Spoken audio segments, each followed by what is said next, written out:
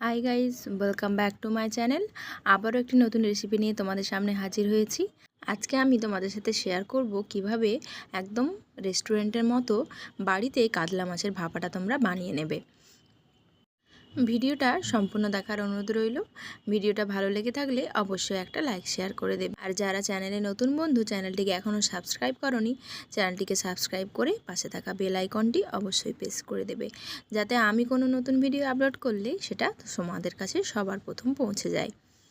এই দুর্দান্ত স্বাদের কাতলা মাছের ভাপা বানানোর জন্য প্রথমে মাছগুলোকে ম্যারিনেট করে নেব। তাই একটা প্লেটের মধ্যে কাতলা মাছের পিসগুলো নিয়ে নিয়েছি। তোমরা তোমাদের পরিমাণ অনুযায়ী মাছটা নিয়ে নিতে পারো বা পছন্দ মতো পিসও নিয়ে নিতে পারো। এখানে পেটি দিয়েও বানানো যায়। এবার অল্প একটু লবণ দিয়ে দিলাম ঠিক মাছের পরিমাণ অনুযায়ী। তারপর দিয়ে দেব পাতিলেবুর রস। পাতিলেবুর রসটা দিলে মাছের আষ্টে গন্ধটা একদমই চলে যাবে আর মাছটা খুব সুন্দর ভেতরে সেদ্ধও হবে। তো লবণ আর লেবুর রসটা খুব ভালোভাবে আমি মাছগুলোর সাথে মাখিয়ে নিলাম। এরপর ঢাকা চাপা দিয়ে 10 থেকে 15 মিনিট রেখে দেবো। মাছগুলো যতক্ষণ রেস্টে থাকছে ততক্ষণ আমি এদিকে মশলাটা বানিয়ে নিয়েছি। এদিকে পোস্ত 1.5 চামচের মতো আর এর সাথে 4টা কাজু বাদাম আর 1 চামচের মতো কোরানো নারকেল দিয়ে খুব ভালোভাবে শিলপাটায় বেটে নিয়েছি। তোমরা চাইলে মিক্সিতে একসাথে সমস্ত মশলা বেটে নিতে পারো। এদিকে 2 চামচের মতো সর্ষে, লবণ ও 2টো কাঁচা লঙ্কা দিয়ে বেটে নিয়েছি। এখানে সাদা সর্ষে ও কালো সর্ষে নিয়েছি, তোমরা চাইলে যে কোনো একটা দিয়েও বানিয়ে নিতে পারো। এবার একটা বাটির মধ্যে 2 চামচের মতো টক দই আমি ফেটিয়ে নিলাম। 15 মিনিট রেস্টে থাকার পর মাছগুলো কিন্তু সুন্দরভাবে লবণ আর লেবুর রসটা ঢুকে গেছে। তো এখন পাত্রটাতে আমি ভাপা বানাবো, সেই পাত্রটা নিয়ে নিয়েছি। অবশ্যই এমন একটা পাত্র নিতে হবে যেটাতে খুব ভালোভাবে ঢাকা দেওয়া যাবে। এরপর মাছগুলোকে মশলা দিয়ে ম্যারিনেট করে নেব। প্রথমে সর্ষের পেস্টটা দিয়ে দিলাম।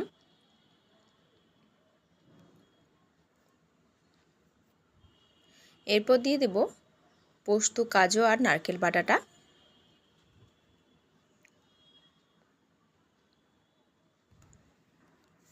পরিমাণ মতো দিয়ে দেব লবণ।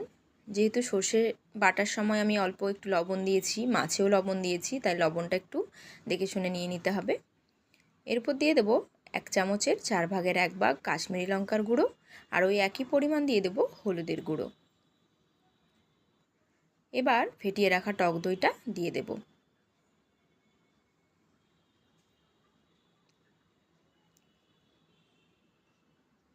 এরপর দিয়ে দেব স্বাদ অনুযায়ী চিনি।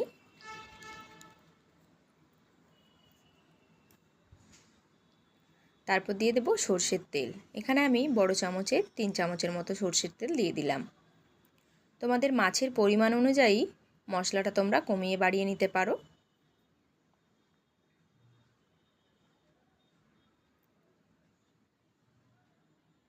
এবার মশলাগুলোর সাথে মাছগুলোকে ভালো করে মাখিয়ে নেব।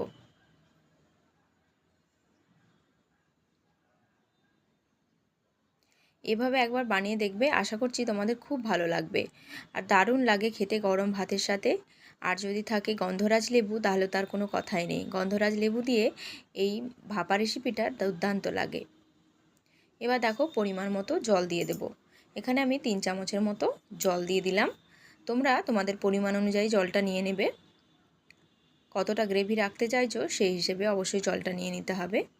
তবে খুব একটা ঝোল করে দিলে কিন্তু হবে না, জাস্ট মাখা মাখা হবে। ওপর থেকে কয়েকটা কাঁচা লঙ্কা দিয়ে দিলাম। আর এখানে দেব ড্রাই রোস্ট করে নেওয়া ধনে গুঁড়ো। ধনেটা আমি কড়াইতে ভেজে নিয়ে সুন্দর যখন মিষ্টি একটা গন্ধ আসছিল তখন নামিয়ে নিয়ে শিলপাটায় বেটে নিয়েছি। তোমাদের কাছে যদি ধনে পাতা থাকে তোমরা ধনে পাতাটাও কিন্তু ছোটো ছোটো করে কেটে এখানে ইউজ করতে পারো। এরপর ঢাকা চাপা দিয়ে 5 থেকে 10 মিনিট একটু রেস্টে রেখে দেব। তারপর চলে যাব রান্নাতে। রান্নাটা করার জন্য আমি একটা বড় কড়াই বসিয়ে তার মধ্যে 2 কাপের মতো জল দিয়ে একটা স্ট্যান্ড বসিয়ে দিয়েছি, যার মধ্যে ভাপাটা বানাবো। তো উপর থেকে আমি দেখো ভাপানোর যে টিফিন কৌটোটা ওটা দিয়ে দিলাম।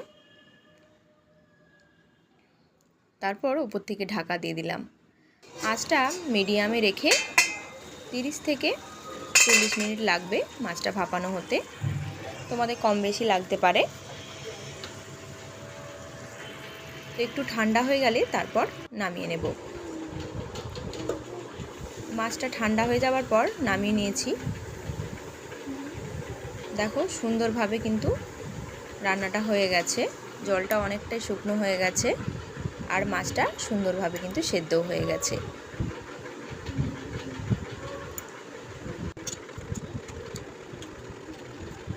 তো মাছগুলোকে গরম থাকা অবস্থায় একটু উল্টে পাল্টে নিতে হবে, তারপর আরও কিছুক্ষণ ঢাকা চাপা দিয়ে রেখে দেবে। এতে কী হবে, মাছটা আরও সফট হয়ে যাবে।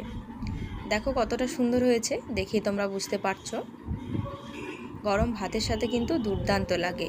একবার অবশ্যই তোমরা এই রেসিপিটা ট্রাই করবে আর আমাকে জানাবে তোমাদের কেমন লেগেছে।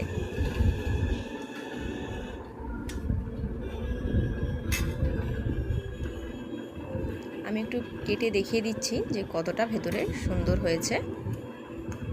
দেখো মাছটা কিন্তু একটু কাঁচা নেই, ভেতরে সুন্দরভাবে ভাপানো হয়ে গেছে।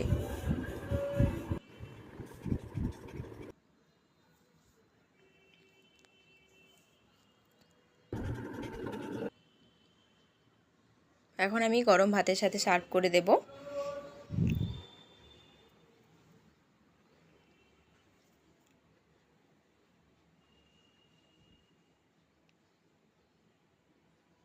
গরম ভাতের সাথে কিন্তু এর তুলনায় হয় না।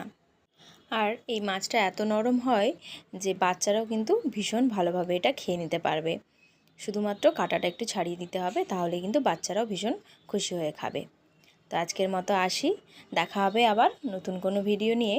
ততক্ষণ সবাই ভালো থাকবে, সুস্থ থাকবে।